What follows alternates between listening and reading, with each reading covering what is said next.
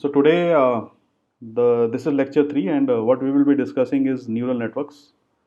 As you know that we had stopped last time on neural networks. It was the starting of it. So today we will go more details into the neural network, and we will understand the basic architecture of this neural network, like how it looks like, and how researchers got motivated in finding these type of structures, and from there we will see the basic understanding of this neural network, like how forward propagation goes in this neural network, and then how and this all these things will be step by step. It will not be like immediately I will show you a neural network and I will ask you to understand it completely. So we will build the neural network step by step, and we will see how it is evolving with the time. So to start with, as you can see, this slide here. So what it shows you is basically a biological neuron. So what happens is this neural network, the term neural is basically getting inspired from neuron. So that's why this neural network is available. So what happened is, like, most of the scientists from engineering community must have communicated to the biological doctors and all the doctors that are available in a medical community, and they ask them, like, how we can model how we can model this neuron which is available here. As you can see, it's a complex entity which is there in our body. So what we call this as is a neuron. So it's a single layer neuron. Okay. And it has following components. The first component is dendrites, as you can see here, and then the second component is the cell body. Third component is the nucleus, which is there, as you can see over here. It's a nucleus, and then we have axons. So what happens is, in this particular neuron, when the scientific community people contacted doctors and asked them, like, how this particular neuron works, what they have told these scientific people was, like, there is some information in terms of the impulse, like there will be some impulse activity coming from some other neuron, and what happens is this impulse actually passes through this dendrite layer. So once this impulse passes through these dendrite layers, so we will have multiple such kind of information which is coming from other neurons, and they will be passing through these dendrites. So dendrites are actually acting as a input port to this neuron. So once that happens, it gets assembled at this particular nucleus, and after that some pre-processing happens here. And in this pre-processing, what happens, it generates a impulse actually. So impulse is like a sudden spike, and then nothing is there. Then again a sudden spike and nothing is there. So something like this activity will be coming out from this nucleus when the information is flowing through these dendrites. So that type of activity, doctor told to most of the people in the scientific community, and from there actually what they did is they they created a simple uh, neuron model which looks like this. So it's a mathematical model that represents or mimics some part of the behavior. Actually, you cannot completely characterize this neuron, which is very complex in nature. It's a very difficult. But what you do in normally in scientific community is to approximate whatever behavior we have for this complex structure. So in engineering also, whenever you try to formulate some natural phenomena, what you do is you approximate. For example, like the way, for example, now we have this COVID disease, and as you know that what people are doing is they are actually approximating the propagation of this COVID through some partial differential equations, and that partial differential equations are actually approximation of the actual disease transmission. It's not the actual partial differential equation.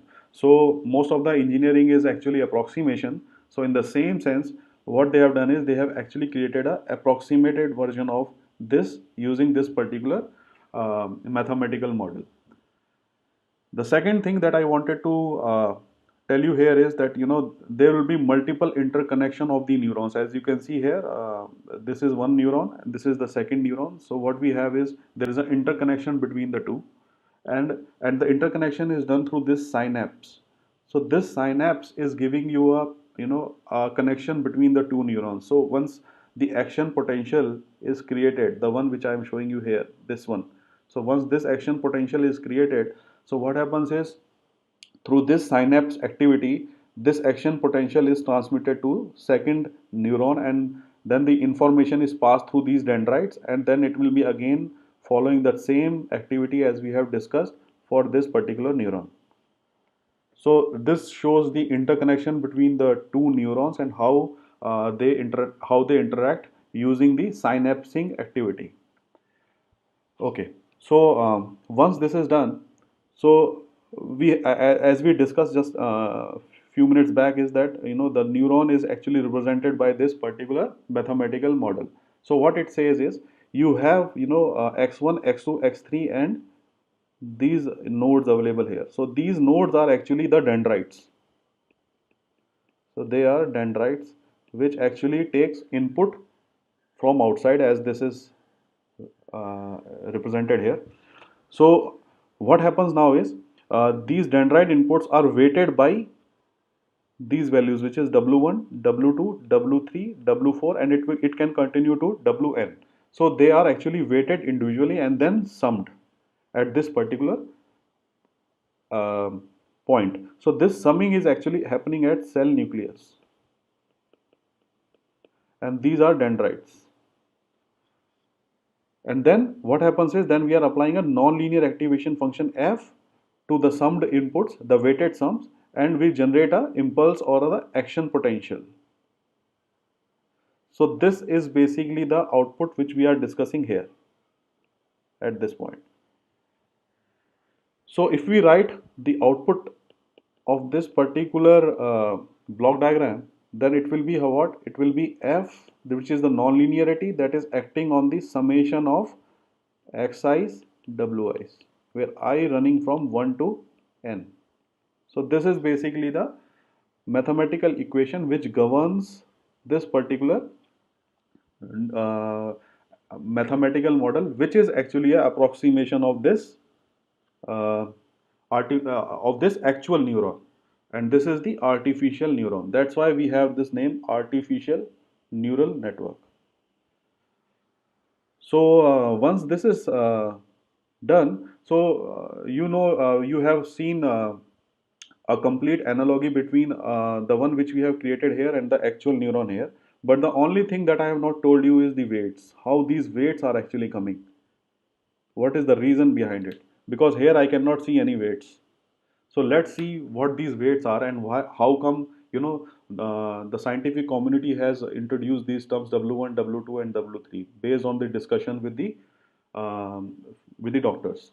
So now this is the thing which will give you actual intuition behind the weights which are actually coming with the dendrites inputs.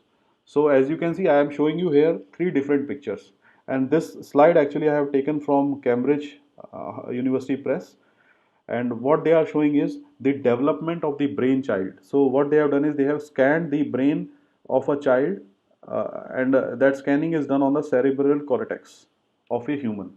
So they are showing you three different snapshots of the brain development of a child. One is at the birth, the second one is at when the child is when the child is of 6 years, and the third one is when the child is of 14 years. So it is showing you a actually a scanning of the brain. So what is the main thing that it's observed here is during the birth, when the child is born, at that time there is very sparse connections. There is only one connection here, and this is a isolated artificial neuron. So oh, no, not artificial, actual neuron. This is another neuron which is floating over here, and this is another neuron here. So there is no interconnections between them. So you can see all these neurons which I am shading over here are actually sparse. This is the big one here, but they are all as an individual identity. There is no interconnection between them. So this is during the child, during the birth. But as soon as the child becomes 6 years, now you can see how these all neurons are getting interconnected with each other, because you can see how complex this structure is all. And I can show you, if I can. Here you can see, if you have this particular neuron, how it is actually connected with so many other neurons which are available here through all these connections. So all these interconnections are formed in between the neurons. You can see here also there is one neuron, which is the main one, and how this is densely connected to other neurons. So the density of the neurons interconnection is increasing when you move from birth to 6 years. And the reason for that is, during from birth to 6 years, you will find lot of information that your brain will be processing, because you will be told to walk, and you will not be told to walk, but you will be doing it yourself. So it's something like a reinforcement learning that is happening in your brain, and you will understand the things yourself when you will interact with the nature. And some people will speak with some different languages, like, depending upon your region from where you are, you will be speaking your mother tongue also, and you will be speaking some language which is, in schools. So multiple languages you will be speaking at that time, and because of that you will have multiple interconnection of the neurons that will be happening. And see, the important thing which is here is, the density and the weight. So, you can see this weight over here, and you can see the weight that is formed over here. So you can see the thickness of the weights. So the weight which is here is having a less connection, less weight, and and the the connection between the two neurons here is having a more wider weight.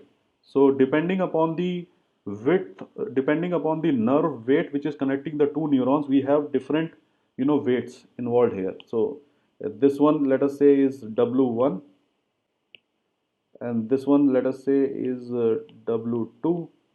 This is W1. So this W1 is having very thin weights connecting the two neurons, whereas in this case the connection has very thick weight. So, and as you go more and more older, and at 14 years, you see again only the relevant weights are there, and the rest of the weights are gone. So some of the interconnections are gone, because there are some informations which you already, there is no point in remembering that. So some of that interconnections are lost now here. But the main ones which are required at that particular stage at 14 year will be there, and it will have a very strong interconnection like this. So based on this study, that is how the brain of a person varies from birth to 6 years to 14 years in terms of the interconnection. They came up with this factor W here. So these W's are nothing but they are actually varying with time. So when you are at when you are at childbirth, these weights will be sparse. By sparse means most of the weights will be zero, and some of the weights will be there. As you can see here also, it's a sparse weights. That is, most of the interconnections are zero, and some of them are there. But as the child grows, the density of these weights will increase. And then after a while, like when you grow old, like at 60 years and 50 years or 60 years, and this again will become sparse, the weights. So on that type of phenomena, what on that by considering this fact, the doctors have the scientists have introduced these weights with the dendrites. So this is the motivation behind it. So I guess it is okay. I think everybody is okay with this. Okay. So again, I'm telling you, if you have any doubts, please interrupt me in between, because because I will be thinking like you all are understanding what I'm telling. But in case if you have any doubts, you can discuss. So today, what we will do is we will discuss forward propagation. By forward propagation means, if you have this particular node, that what you want to do is, you are passing a input, and you are getting some output here from this particular node, and this is the neural network node that we are discussing over here, this particular thing. So forward propagation is passing the information from left side and it goes towards the output.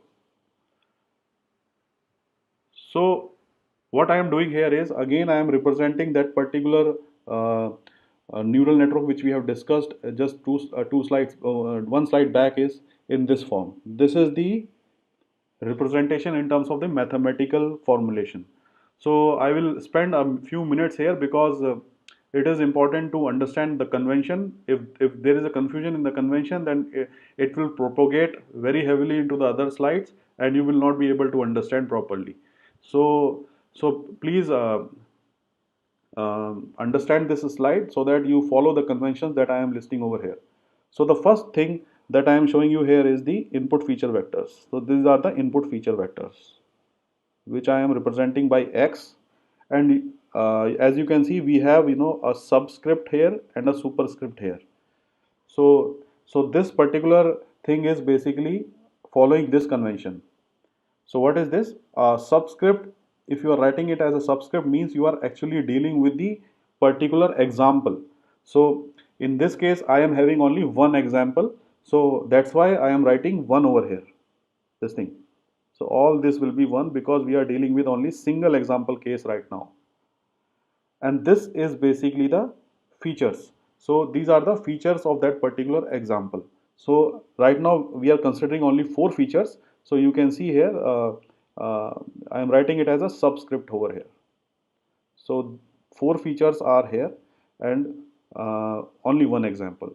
So this particular layer is having one example and this particular example has four features. Okay.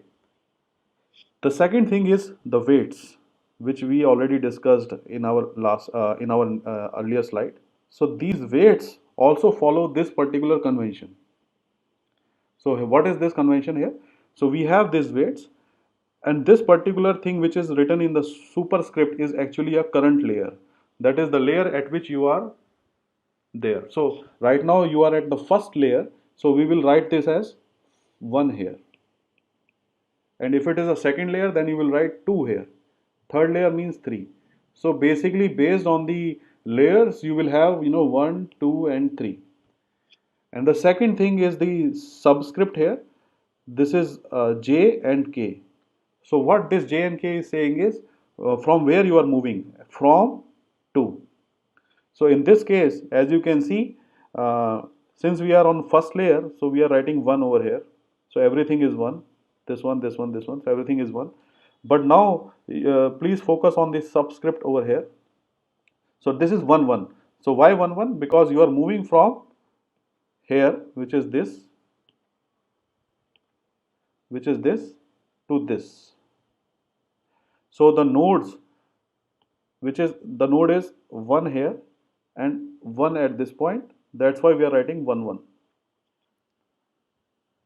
For this case, it is 2 1 means you are moving from node 2 to node 1 here. So that's why we are writing 2 1. So from 2, and this is for third thing, which will be 3 1, and then we have 4 1. So this convention is regarding the weights that you have.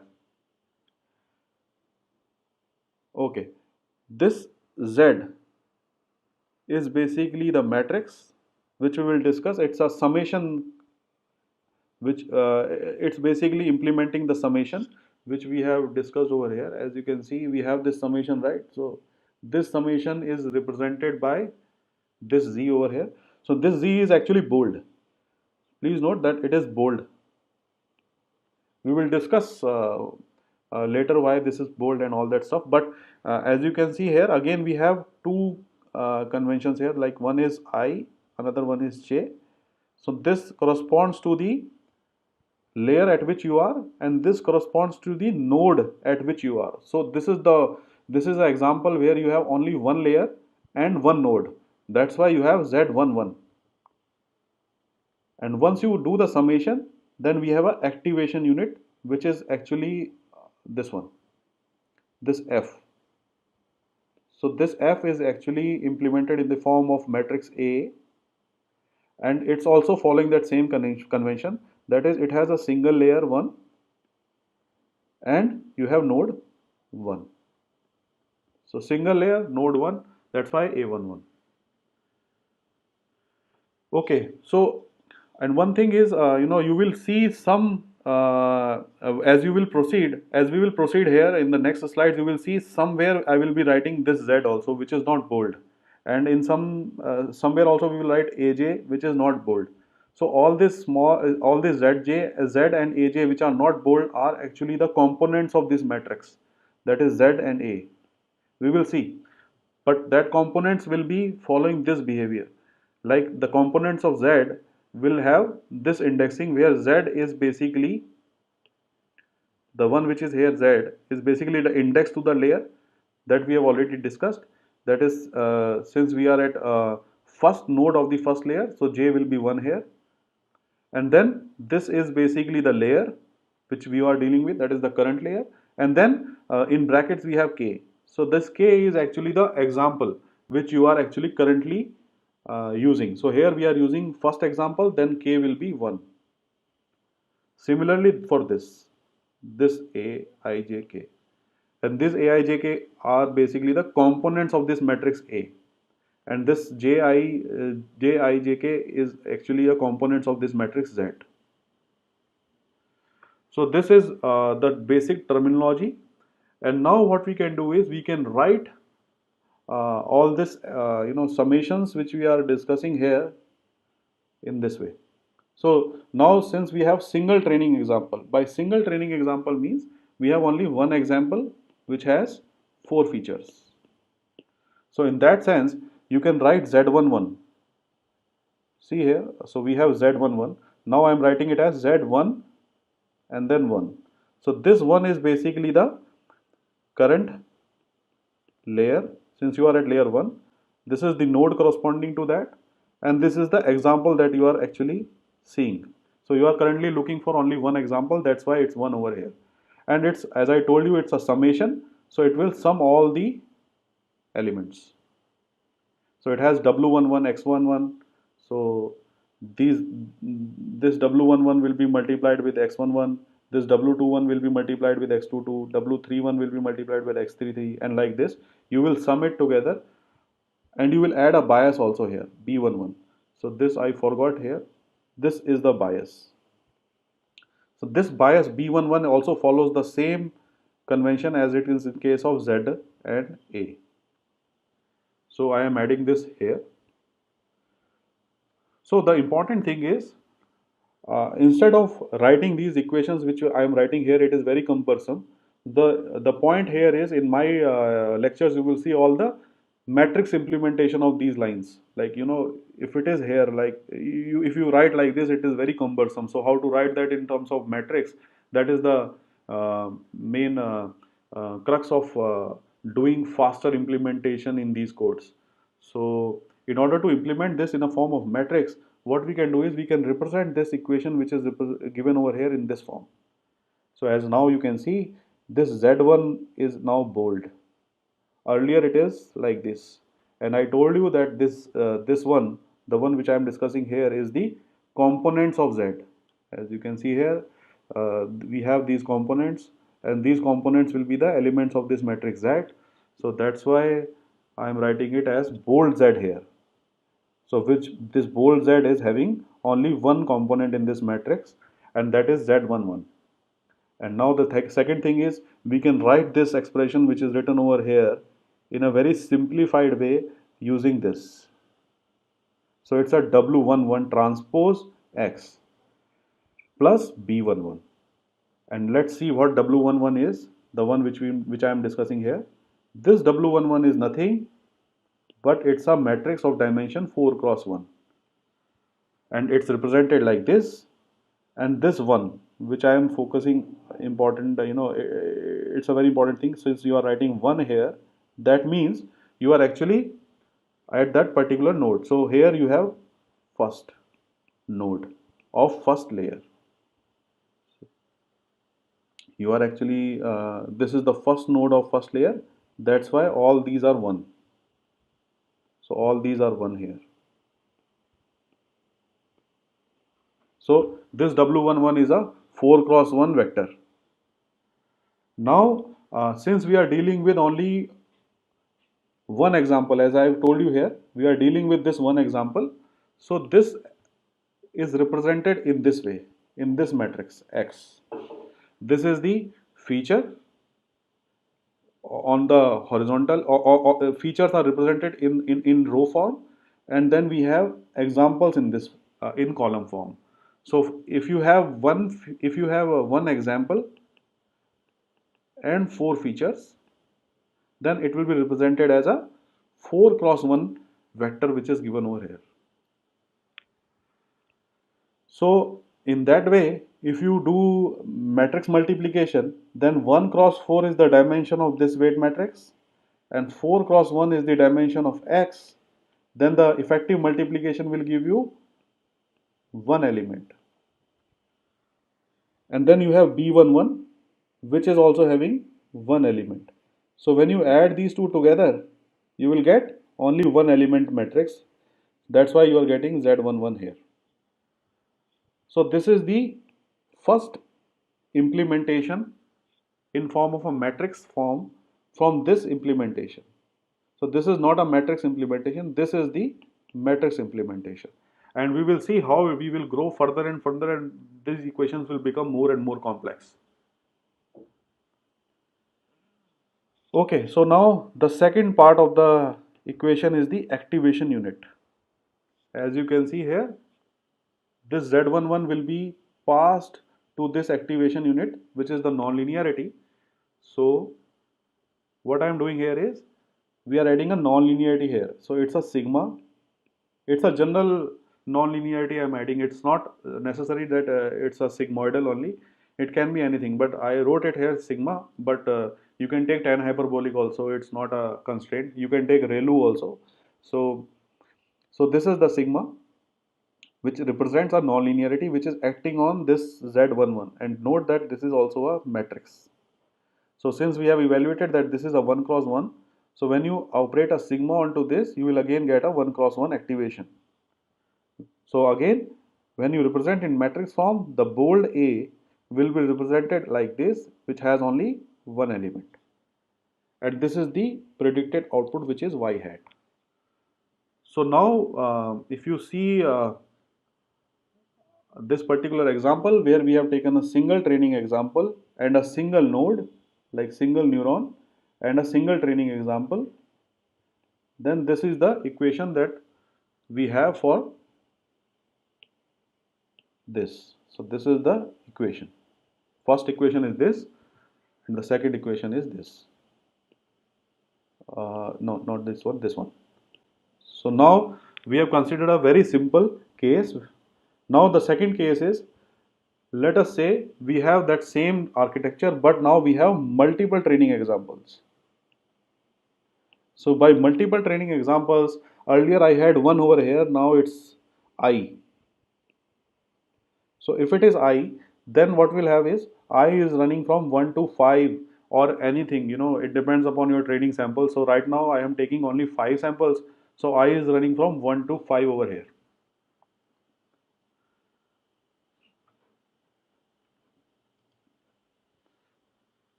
Okay. So in multiple training example, what we have is this matrix where the rows represent the features, which are n. So we have n features here, and the column represents the examples, which are m. So this is basically a generalized expression where we have n rows as features and m as the examples. So the dimension of this matrix will be n cross m. And since we are dealing with only single node, as you know, we have only one node in the first layer, so we will have only one mate matrix. And that is represented like this, which we have already discussed. And the dimension of this is 4 cross 1, and the dimension of this is n cross m. So let us take a small subset of this particular example which I am showing you here. In that case, what I am doing is I am taking only 4 features, and I am taking 5 examples. So in that case, what happens is this matrix will be represented in this fashion. As you can see, here we have 5 different examples showing through 5 different colors, and the corresponding you can write corresponding examples. Like this particular example can be written in a condensed form like this also, which is a 4 cross 1 vector. So if you write only x1, that means it is having all the components, all the features of x1. If you write x2, that means it has all the features of x2 here. So this shows you the corresponding vector representation of this particular individual expanded vectors. And also you can see how different examples are stacked in the form of a matrix, where the rows will be your features and the columns will be your examples. So in the same way as we have done earlier, we can write individual z's for each of these examples. As you can see, the highlighted section here is actually the example number. So the first example, when you pass it through the z, it will give you this equation, and this is also yellow. So it will give you this equation, which is given over here. This is simple. It's just the addition of the inputs, weighted average, weighted inputs addition. That is W11, X11, X21, and like this. And if you have, second example which is coming over here, then again you will write this, which is given over here. As you can see, the colors are changing depending upon the input that you are feeding. Then you have Z1, and then you have the this is for the third and this is for the fifth. So as you can see now, you are writing it in normal equations, as I told you earlier, and it's very cumbersome. So this is not a good idea even when you will implement this neural network.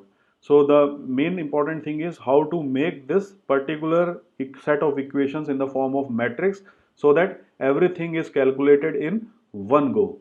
So that is what we call as vectorization approach. So what you do is you vectorize, you make the vectors out of it and do matrix multiplication, so that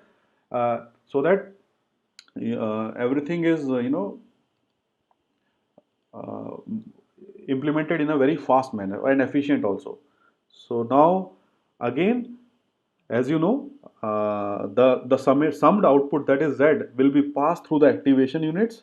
So these are the different activations which will come up because of the different inputs that you are feeding in. So these are all different inputs. Because of that, you have different activations for these inputs. So now if you want to implement this in code like this, the way I have represented, it will be very slow as the neurons will increase, and you can realize that. But once we do it in a vectorized form, it will be very fast implementation. So let's see how we will do that. So now what we will do is we will write the vectorized implementation of above equations. So the first equation that we have here can be easily represented. We have already discussed it. We can represent this equation easily like this. So I hope there is no doubt in this equation, as we have discussed in our earlier slide on this. And as you can see, we have different input here, x1. And this individual x1 is a 4 cross 1 vector, which is given over here. Similarly, you can write the corresponding activation, which is this one. Then you can write it for the second input, which is this one. So you are writing a second input summation Z1 in the form of matrix implementation, and then you have its corresponding activation also here. And again, you continue to do that for different inputs. You will get the activation Z1A, Z1A for the fourth input, Z1A for the fifth input. So for each of these individuals, you are actually getting the matrix implementation of this equation which we have represented here. So we have 5 equations here. So you will have 5 such implementations in the vector form and 5 activations. So correspondingly, you will have 5 implementations here. So this is represented in terms of a vector form, but now we can club all these equations. Like for example, I will focus on this equation. So like I will focus on Z11, this one, all the Z's. I will focus on this now first. So can we combine these all five equations of Z into single equation? Yes, we can do that. We can do that using this implementation. So now you have, you can represent all these five equations using this matrix multiplication. So here each of these Z1s is basically represented as W11 transpose X plus B1. But now the difference is that X now is having a 4 cross 5. Earlier it was not that. So now it's a 4 cross 5 where 4 is the feature vectors and 5 is the inputs. And the corresponding B1 is represented like this. It's a 1 cross 5. So basically I forgot here. Uh, you have, one here also along with this. This will be 2. This will be 3. And for this it will be 4. And for this it will be 5. So because of that, we have this matrix B which is bold, and each of these individual components will be all this which we have just appended.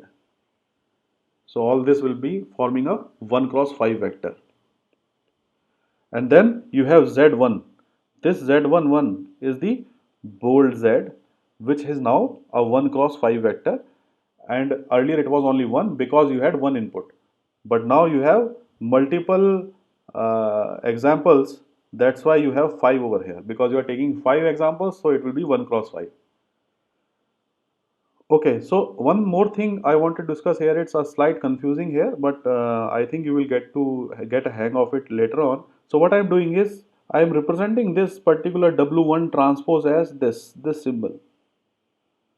So it's a different symbol that I am taking just to, because it should have, I would have taken a small w, but I had taken some capital W. So just to, not to redo again all these equations, what I have done is I have created this new W here, which has this, some peaks, just to identify, just to make it distinguishable from this W. So what I am doing is I am saying this W1 is now W11 transpose.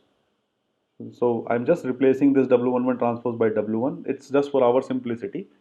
So when you do that, what happens? It's a 1 cross 4 vector now because you are transposing it. So in that way, if you write this expression, then this complete expression which is written over here, this one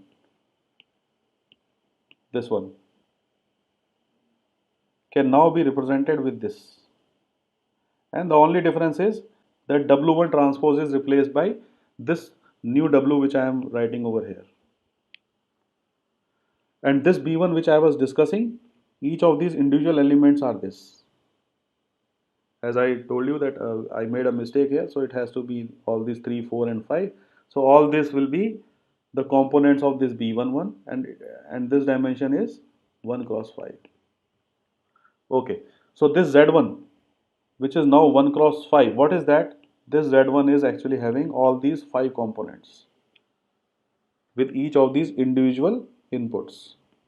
So right now we are considering 5 inputs, so it will be Z11, 1, 2, 3, 4 and 5. Okay, so once we are clear with this particular equation, then what we have to do? We have to pass it through the activation unit. So what is that activation unit? That activation unit is given by this.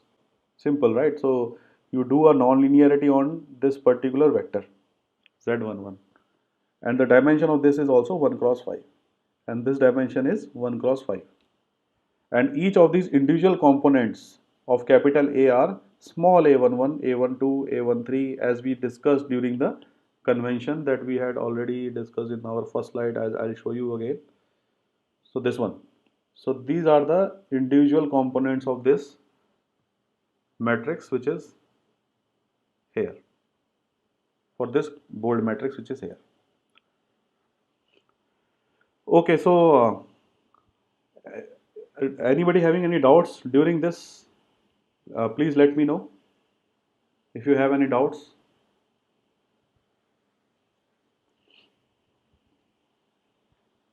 Okay, so what I'll do is I will proceed again further. So now the next case is, see, we have already discussed two cases. The third case is, now we are doing a arbitrary input m and arbitrary size of n.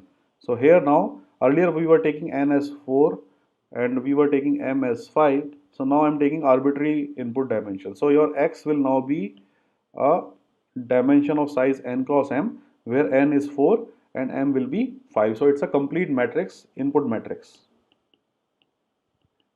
having on rows features and having examples on m dimension. And since we are dealing with, still dealing with only one node, so that's why we have W11 here, as the node is only one. So in that case, all the equations that I have discussed here, this yellow this one, and this one, so they can be easily, replicated again. But the only difference is now the dimensions of this will become 1 cross m. The dimension of this is 1 cross n. The dimension of x is n cross m. And the dimension of b is 1 cross m. And since we are having only one hidden node, that's why 1 is coming over here. And we have feature vectors as n, so that's why n is coming over here. And your dimension of x is n cross m, and this is 1 cross m. So you can see the dimensions also matrix, dimensions matrix multiplication matches from left to right. So that's why it's a vectorized implementation of arbitrary size of input capital X having n features and m inputs. Again, I am writing this W1 transpose as this, as I discussed in our earlier slide.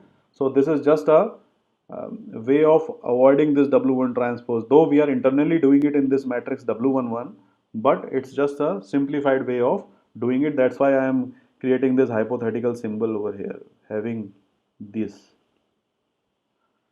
And this is again the same equation which is over here. Just I replace W1 transpose by this W1, which is the new one. And again, then this Z11 will be passed through the activation function sigma to give you this matrix, that is A11. So these all are vectorized implementations. They can be done in a single step. In case of earlier equations, you had to do it, each of them one by one, as you can see here. All these equations. Otherwise, if you do it, you are programming expert. You know all these equations. If you take and do the addition, multiplication, it will take a lot of time. Instead of that, if you do it through these matrix multiplications, it will be very fast, and within a second you will get the results for all these equations.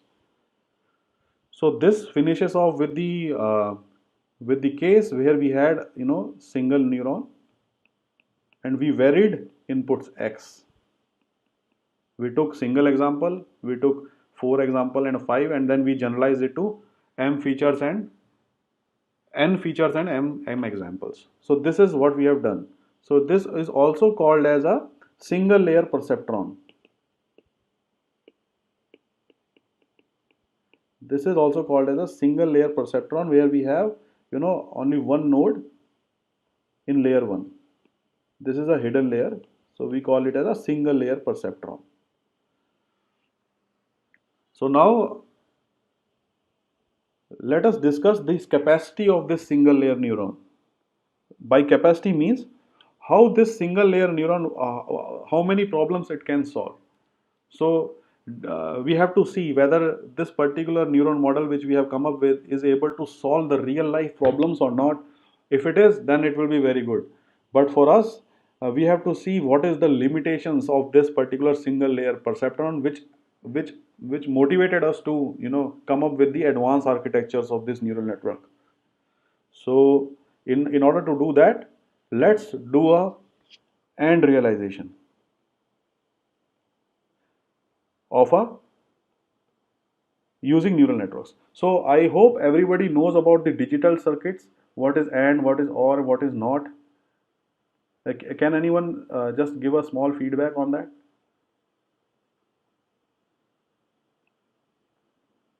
Yes or no will work for me. Yes, sir. Okay, so this AND is basically nothing but a truth table where we have two inputs x1 and x2, and you have output 0 1 0 1 0 0 1 1, and then at the output what you have is this 0 1 0 0 then 1. So this is basically the AND input which we have in digital circuit. So what we want to do is we want to implement this through a single layer perceptron. So as you can see here, a lot of things are going on here. So what I'm writing here is we have two features here, x1 and x2. As you can see, we have two features, x1 and x2, and I am writing a superscript here as I, which means you have multiple inputs. Like it's not that you have only one input here.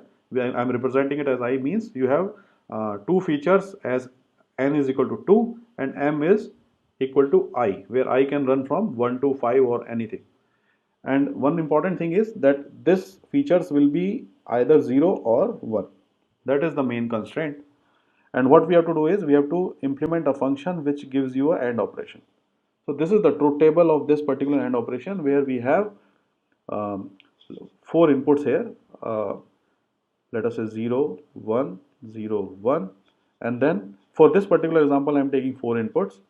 And then you have x2y which is having these four inputs.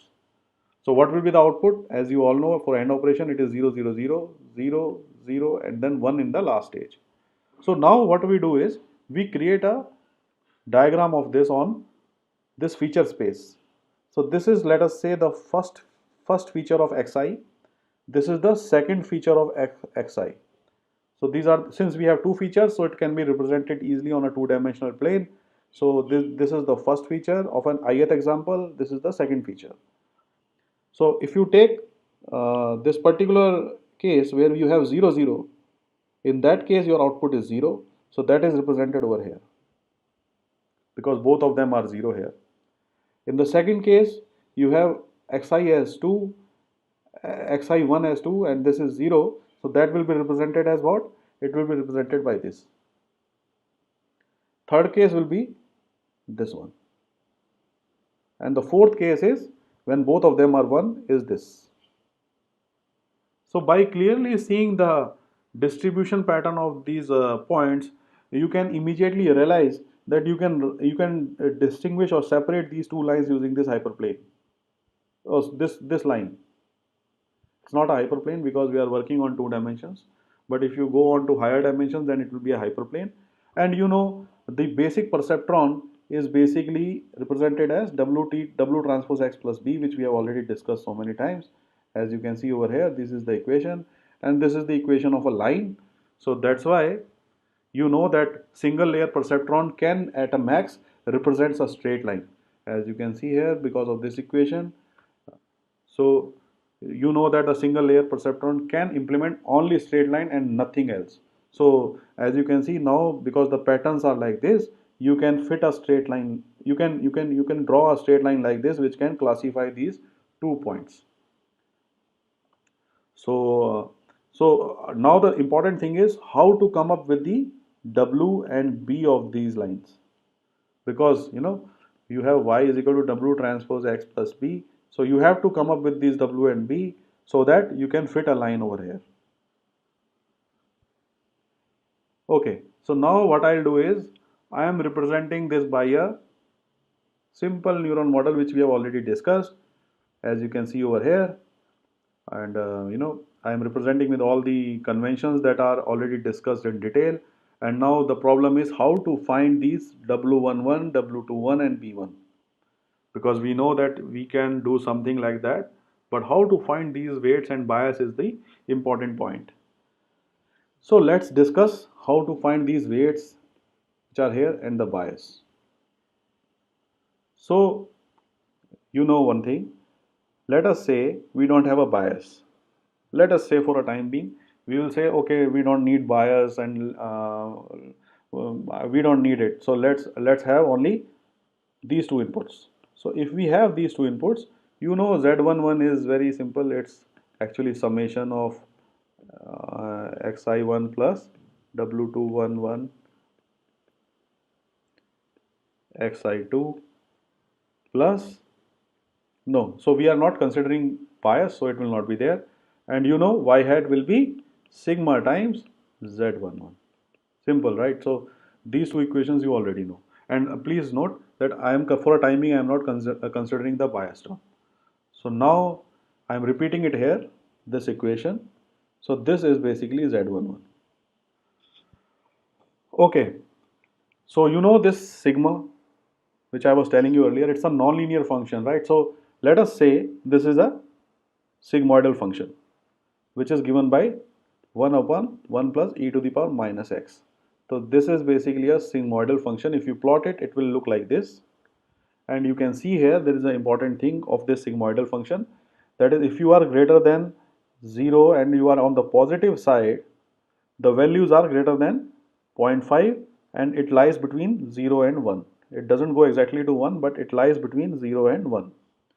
But if you are on the negative side of z, see here it is z here, and this is sigma z, so it is z and this is also z. And if you are on the negative side of this z, the values that you will have from this particular sigmoid will bound between 0 and 0.5. So that is quite obvious by seeing this particular diagram.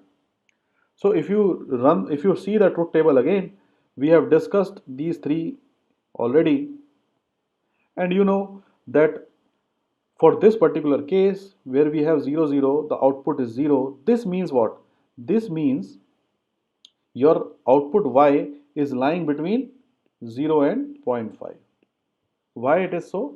Because I have told you that if your output is 0 means somewhere between 0 and zero point 0.5 you will be lying in this region.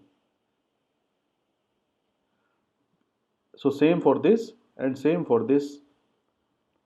But for this case, it is saying the output is 1. That means you are somewhere lying between zero point 0.5 and 1.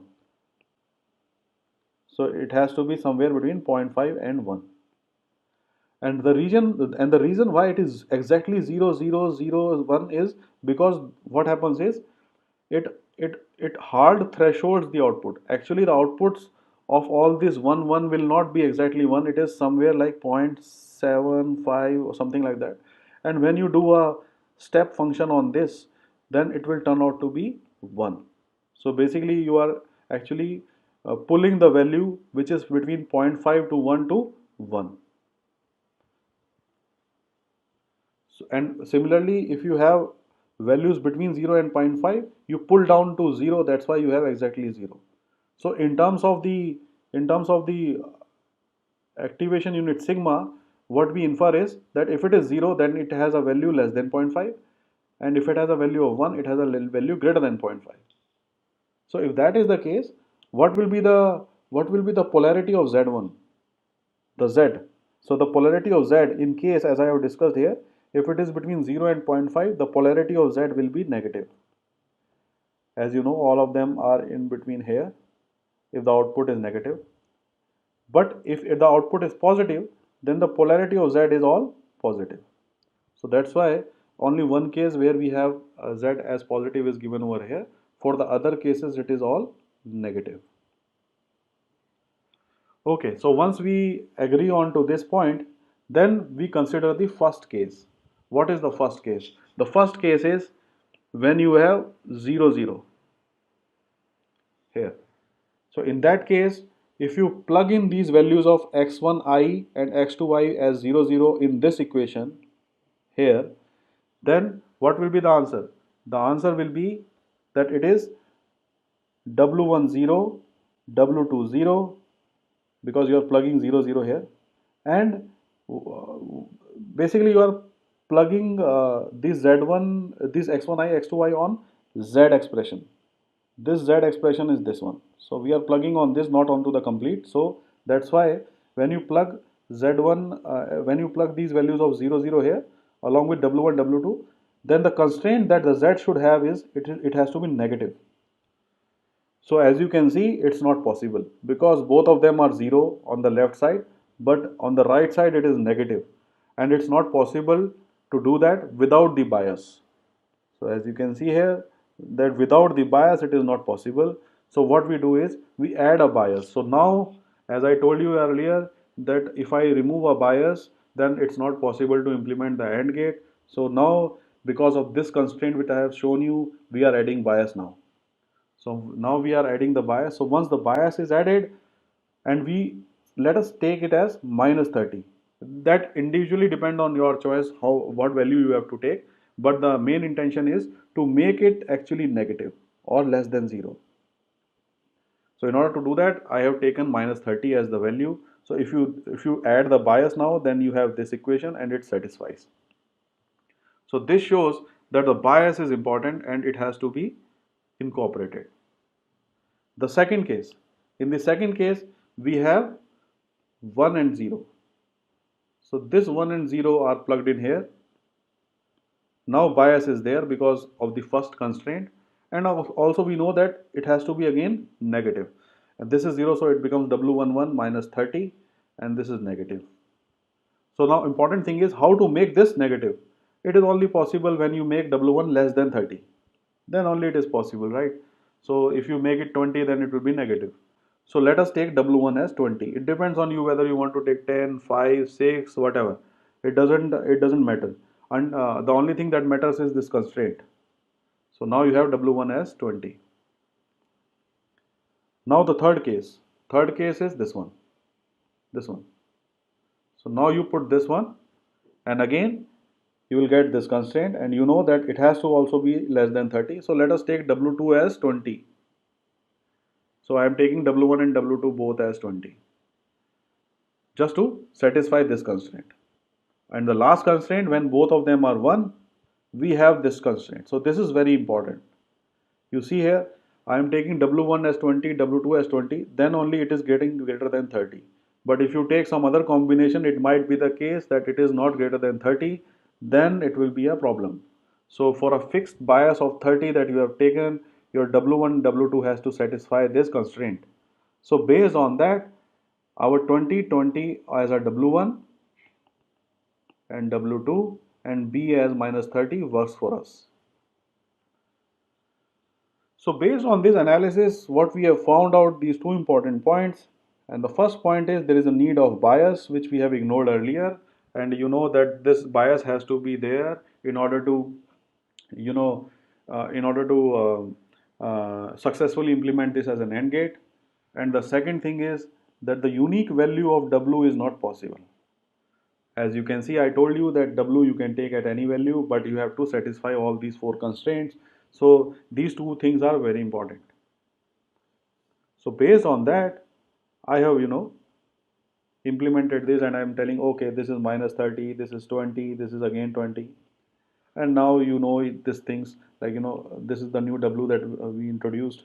This is this one. This is 2020 transpose. The B11 is minus 30. So this is just the implementation of the equation that we have already discussed in so many in details. So this is basically the Z11, which is written like this in a form of a matrix, which is given over here. And then I'm just substituting the values which are given over here. It is 20xi, 20xi2 minus 30. And then the activation y, which is given over here. So it is a sigma which is operated on all these inputs which we have found out. So earlier these weights were not known and biases were not known. So we have through the truth table achieved these weights and biases. So these are the this will be the estimated y. Okay. So once we have this, as you can, this is the expression that you have, which is here, which is y hat. So if you put all these individual xi's and xi's2, xi's, all these values over here, the one which is given over here, then what you will find is that when xi1 is 0 and this is 0, then you will get this value, which is minus 30. In this case, you will get minus 10. In this case, you will get again minus 10. But in this case, you will get plus 10. So this you obtained through substituting the values of xi in this equation. So once you have this, as you can see, when you are operating at minus 30 means you are operating somewhere here at this point. So at this point, because this is the value of z, and this is z here, and this is z here, and this is also z, and this is also z. So you are operating somewhere here. So that means what value you are getting here? You are getting a value close to 0. So this answer will be 0. How about this? You are operating at minus 10 here. It also will give you 0. Same for this, but for this it is plus 10. So this value is close to 1. So it will be 0.999 something. So that value is actually 1, which is this. So this shows you that you can implement a AND gate using a single layer neuron, which is given here, which is also called as a perceptron. So in the next class, we will discuss one or two more examples, and then we will discuss what is the disadvantage of this perceptron model and how to overcome it. So for today, I am ending this lecture here. So if you have any doubts regarding this particular, lecture, please let me know.